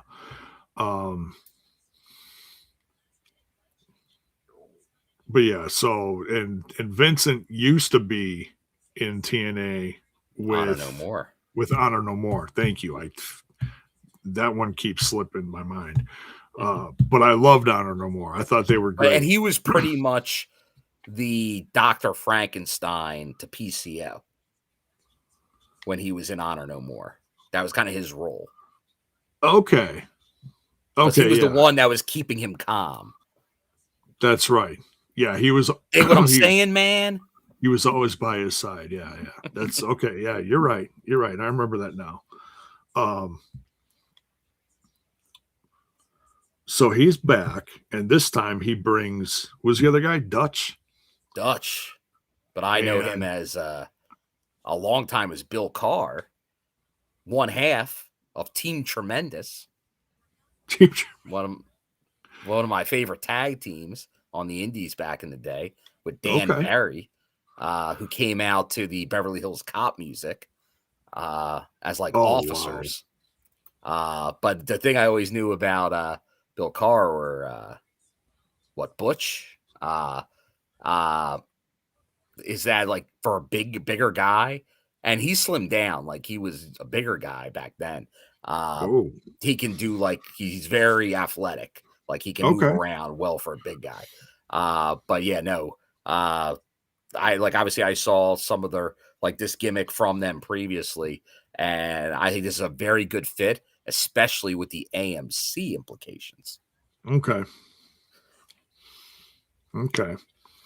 But yeah, and so okay, well let's talk about the match first, real quick.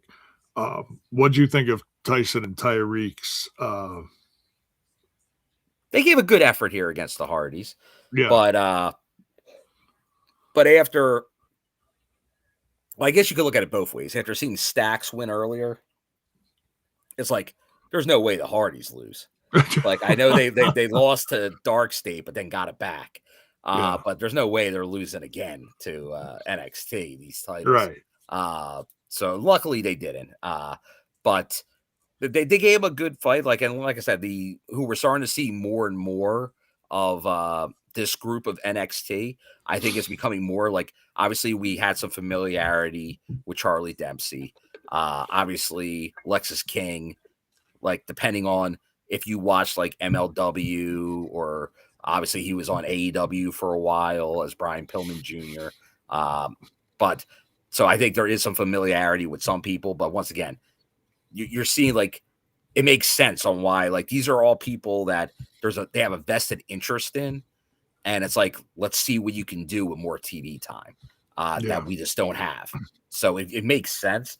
And then Stacks with there's all reasons, and then even we'll see if it gets into it, because now that Desmond Xavier's back, that's a connection with the tag team, right? That was his guys.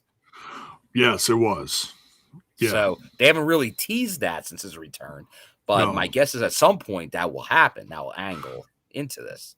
Yeah, it depends on how long they feature this group against TNA, but they're acting, this outlaw group from NXT is acting like they want to take all the gold and take everyone out. So we'll see how long this lasts. And then obviously Robert Stone has his TNA connections. Though the only one that doesn't have really a connection before coming over here is Brooks Jensen in this group. Like he doesn't really have like a TNA. He wasn't over here already in the crossover. So like he's like the only one. Like, but you could say like same thing with Lexus King. So like those two are just in there for, that's kind of like they want to promote them and like see what they can do with additional. And Brooks Jensen is the son of what, Bull Buchanan, they were saying? Yes. Okay. So there is that, as in they're both, well, you look at a lot of like same thing, obviously, with Dempsey and Lexus King. There is this thing where there's a lineage with a lot of these members of this group. Very true. Into it. I don't know if they're what the past with Tyson and Tyreek is. I don't think so, but I don't know either. I don't think there is that kind of connection, but it is interesting that a bunch of these guys do have that. Yeah. Not sure about Stax, but he has a deep connection to a wrestling family anyway. And not La Familia. A father-in-law. Oh boy.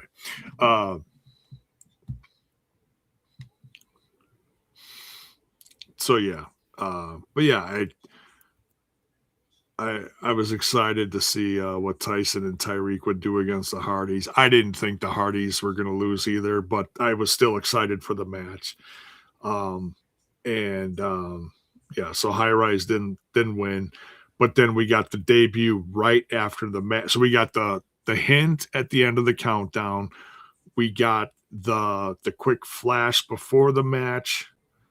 It was some words on the some verbiage, some saying on the entrance screen. And then right after the match, after the Hardys won, the Righteous debuted. There was a quick promo. The girl removed her cloak, her hood, and said, "The Righteous are coming," or something to that effect. Yeah. Or the Righteous are here, whatever she said.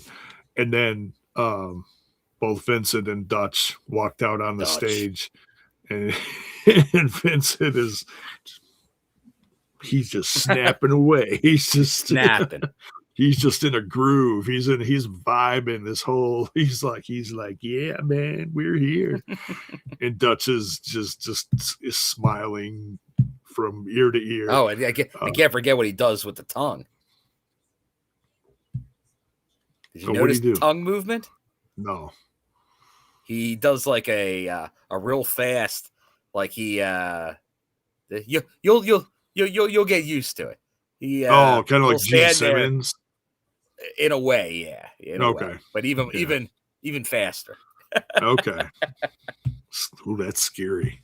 That's creepy. But yeah, He's there to creep you out. Mayor here saying, stupid fans chanting, "Who are you?"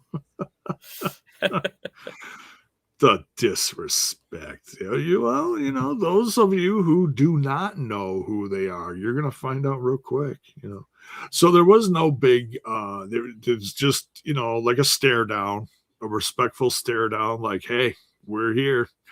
And there was nothing got physical,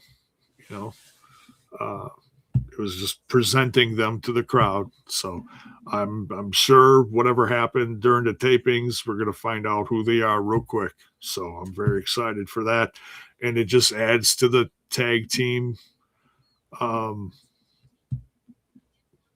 the tag teams in TNA Yeah. division. We need that. It's getting loaded up. We need fresh faces for AMC for the Yep. debut, and this will make it more exciting. A lot of people have been saying, "Oh, they should pick up this person or that knockout, this team, that team." Hey, yeah, drop it in the chat and hit them up online. Who should they hire for this next chapter? It's exciting times for TNA. And then right after that, this is when we get the backstage quick promo. EY, even in his losing to Cedric Alexander earlier in the night, he's talking about the cleanse still. Then we get the X Division title match. Leon Slater versus AJ Francis. AJ Francis has been talking nonstop about this new era in TNA going to AMC. What better than AJ Francis to represent the X Division on a new channel? No limits. Oof, yeah, no limits. So Leon Slater had quite the task here, because we've been, as much as we love Leon Slater, and we talked about this just, at the start of the show here tonight about what's coming up for him. And he's got the match on Saturday night's main event coming up on Saturday night. That's crazy, with Jevon Evans versus AJ Styles and Dragon Lee. That's unheard of. Yeah, and we're getting that. It's really special for him. And so, but we've also, in the same breath, have talked about how good AJ Francis has been since his debut in TNA, what he's done and what he's worth to this brand, on the mic, in the ring, and what he's worth to TNA behind the scenes, So, honestly, nothing was going to shock me. I love Leon Slater as TNA X Division champ, but with the star power of AJ Francis, it could in another universe, we'd be starting a whole new chapter right now. So, but what do you think? Money era. Yeah, but no. I like this one. I could have seen it both ways, but like Leon's on a hell of a run right now. Yes. But once again, you put him up against AJ, that kind of gets you more over. And we saw what happens at the end. Yeah. For him to get the win. You had everybody go against it. You had Rich Swann, you had Ref Alice, all now once again, AJ may have been a little out of line, but just it came back just a little bit out of line. Both of them teamed up to defeat the big man. Yeah, that ending was priceless, with between the ref reacting the way she did. She turned her face, which allowed Rich Swann to do whatever, because Rich Swann at that point was like, he had enough. He's like, I'm not taking this. He's like, I'm a former world champ. You're going to disrespect me like this in my house? No. You're stupid for doing that. That's crazy. That's crazy talk. So yeah, AJ Francis, he got a bit of a bruised ego tonight. He did. It was not first class. It was more like no class. No class. Yeah, especially how he treated what's her name? The ref? Ref Alice. Yeah, total disrespect for her. Total disrespect. Can't have that. No. And hey, it's ref's discretion. The ref is like, you can blame refs for this and that when they make mistakes, but refs also have the right to allow certain things into matches. That's who they are. It's what they do. Mhm. You know, if they want to allow someone to do something in a match, that's up to them. Yeah. Yeah, they might have a talking to later from someone higher up, but you got to respect the ref for what they do and who they are. Doesn't Yeah. matter what kind of match it is. So, yeah. Yeah. So, Ekman, AJ called the ref the B words. I was like, what? Whoa! I think I may have Yeah. done the same thing. As, Whoa! Settle as, down. as soon as he did that, I was like, oof. Oh, this, nope. We're at 9 o'clock on AMC. Put the kids to bed. AJ Francis has hit the ring. Uh-oh, is that Ref Allison? Oh man.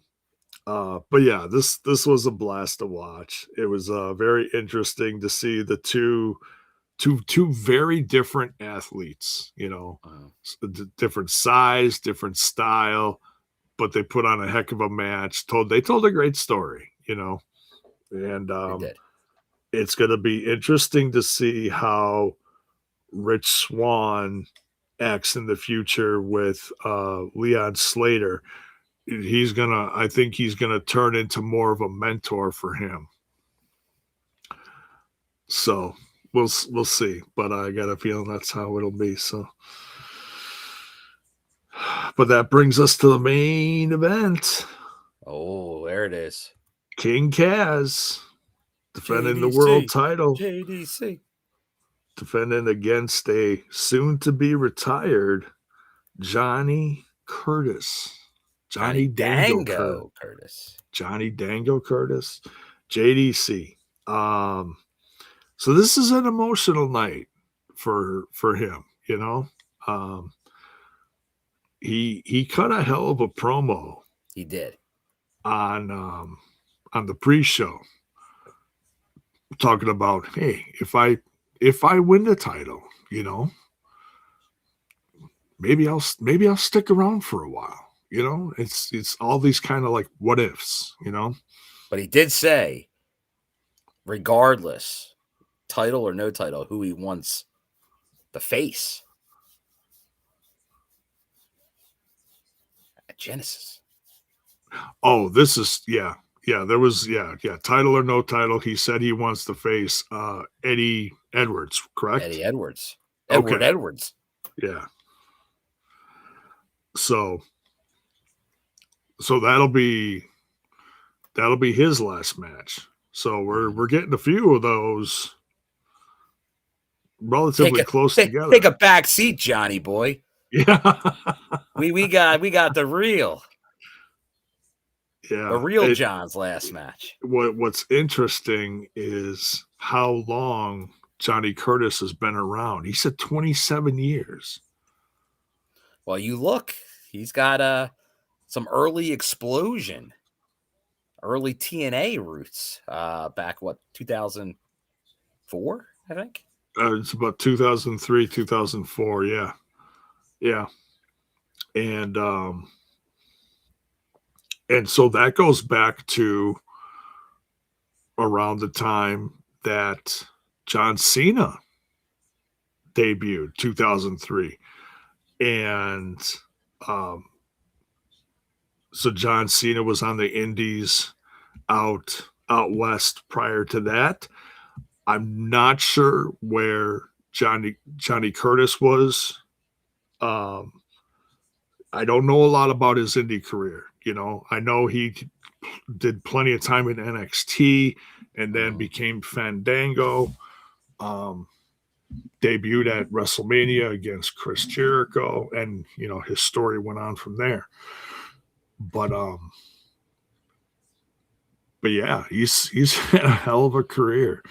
Oh yeah, a lot of it comical, but still but a very good wrestler. He got himself on TV a lot, very relevant. Had obviously like there was that time where like the Fandango with the song, like he was one of the more over acts in the company. for that period of time. Oh, that went viral. That went viral. Like, he was Joe Hendry before Joe Hendry with that.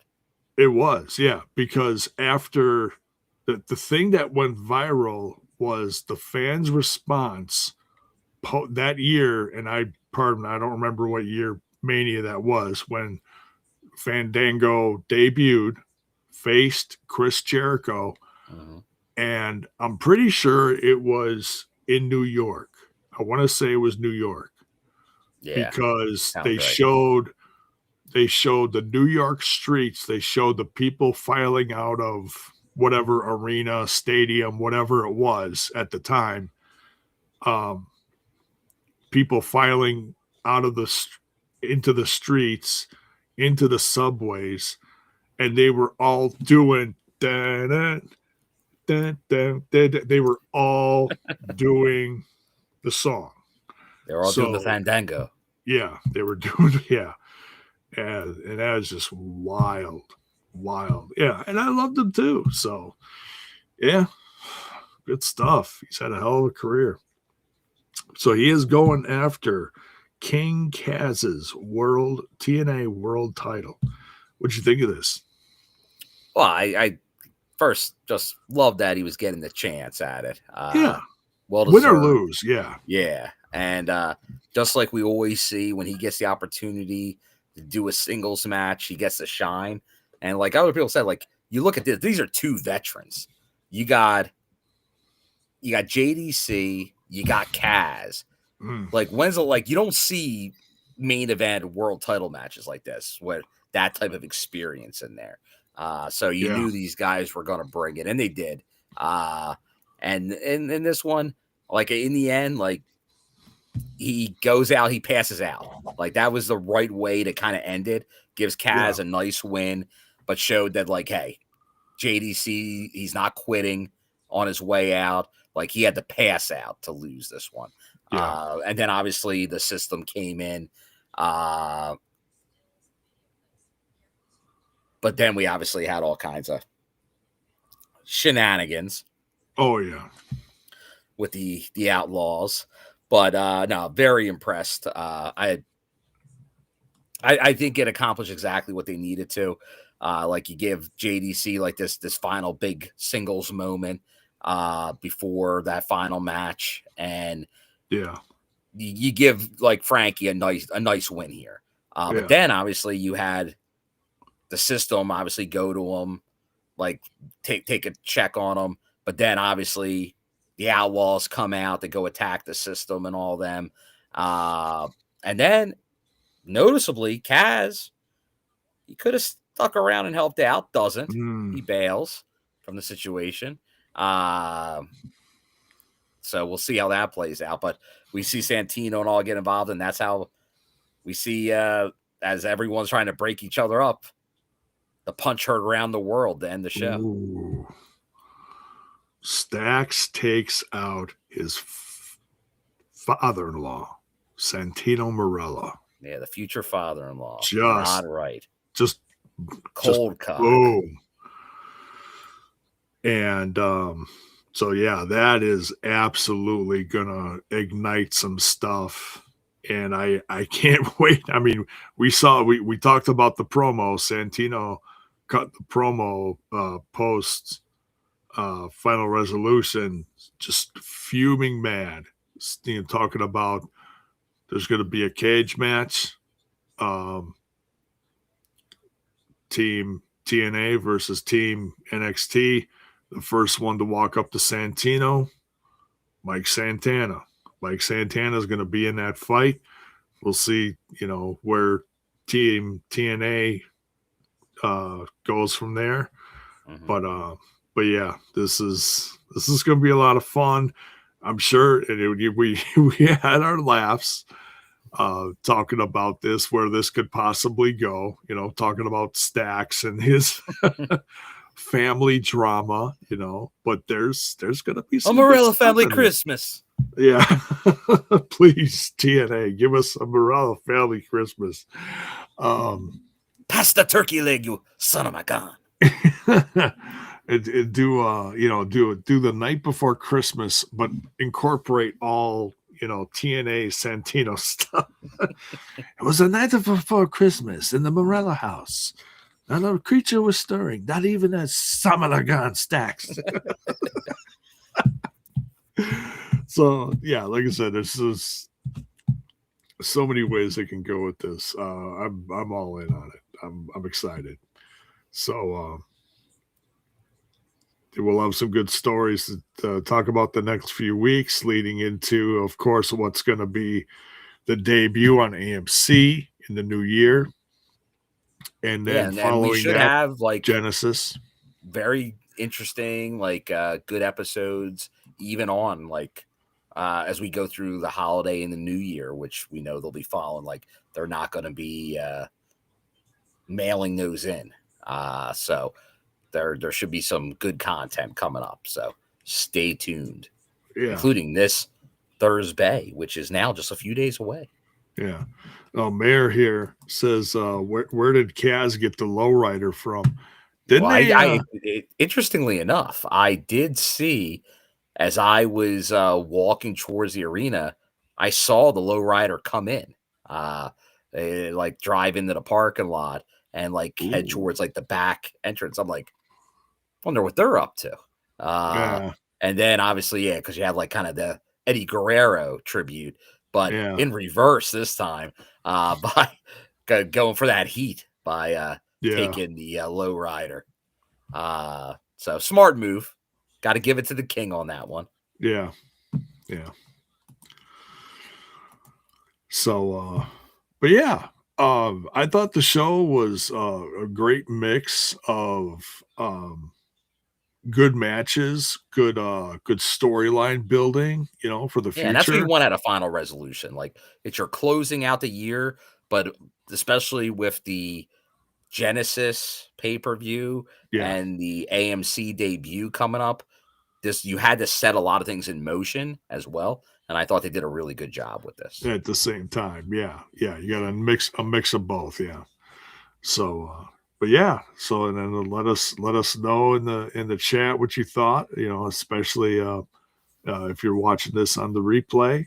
Now that you had a couple of days to stew on it. Literally, yeah. Just I'm sure there's people still stewing on stacks. I can't wait to see what Macklin does with that. So yeah. And then we'll of course be back on Thursday. Was there anything special advertised for tomorrow's NXT? I know they did a couple nights at MSG. I wasn't sure what was coming. I think they're done. Yeah, they're done with the Gold Rush. So they're back there. I don't know if there's anything specific. My guess is you'll see a follow-up on the Jevon Evans and Leon Slater stuff with that being announced for Saturday night's main event. So, definitely tune in. If something big happens, we'll obviously we'll be paying attention on if it's TNI worthy information. There you go. Yeah. But yeah, because obviously they had their pay-per-view on Saturday this past weekend. For Deadline. Yeah. Yeah, Deadline. I missed Deadline. I hear they did get a new champ. So that's interesting. That's very interesting considering I thought Ricky Saints was on a roll, but okay. Yeah, a couple former Knockouts champions, Jordan Grace and Kalani Jordan going at it. Yeah. Yeah, that's interesting too. Yeah, because they had the Iron Survivor matches, didn't they? Correct. Yes. Yeah, and I don't know who won those, so no spoilers my direction, please. I do want to watch those because I know there were some. Right after you watch the 8-man match from Final Resolution. Yeah, that too. Yeah. I'll catch up on both tomorrow. I'll watch. There you go. I'll watch one and then I'll watch the other. But yeah. So yeah. Jevon will have some stuff to talk about this Thursday or tomorrow night. Who knows? But nonetheless, Team TNI UK will be back Wednesday, and I'm sure they'll be talking all things Final Resolution as well. And then we'll be back on Thursday, and they'll be all part of the El Paso tapings, and should be some great stuff leading us into the end of the year. So, but thanks for joining us on this Monday evening for Final Resolution. We finally reviewed it. There you go. And you guys know what to do. Smash that like button, smash that sub button, ring that bell for notifications, and welcome to all our new subs. You can join the membership. There is some stuff quietly being talked about behind the scenes for the possible new membership content. It's just a matter of finding the time for it, because we're all super busy. But we do thank all our members, and everyone in the Twitch as well. And if you listen to us on audio, give us a shout out. Let us know where you're watching or listening from. So take care, everyone. We'll see you down the road real soon. Have a good night.